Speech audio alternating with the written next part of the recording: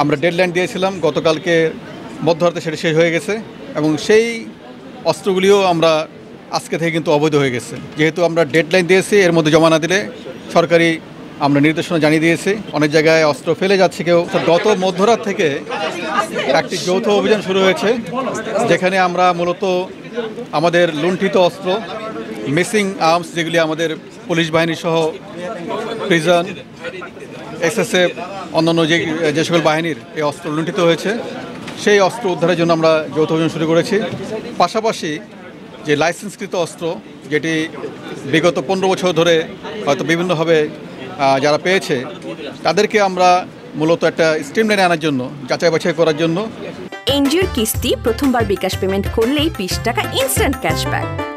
আমরা ডেডলাইন দিয়েছিলাম গতকালকে মধ্যরাতে, সেটা শেষ হয়ে গেছে এবং সেই অস্ত্রগুলিও আমরা আজকে থেকে কিন্তু অবৈধ হয়ে গেছে। যেহেতু আমরা ডেডলাইন দিয়েছি, এর মধ্যে জমা না দিলে সরকারি আমরা নির্দেশনা জানিয়ে দিয়েছি।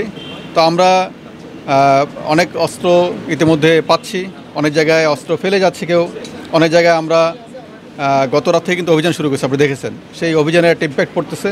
আমরা আশা করি যে একটা ভালো ফলাফল আমরা দিতে পারবো। এবং অবৈধ অস্ত্র, আর তৃতীয়ত যে অস্ত্রটা একেবারে অবৈধ, 3 রকম। একটা হচ্ছে যে আমাদের যেটা লুট হয়ে গেছে, দ্বিতীয়ত আমাদের লাইসেন্সকৃত অস্ত্র, কিন্তু সেটাও মানে এখন অভিযানে আওতায় আসছে, আর তৃতীয়ত সম্পূর্ণ অবৈধ অস্ত্র, যেটির কোনো লাইসেন্স হয় না, যেটি মানে অন্যভাবে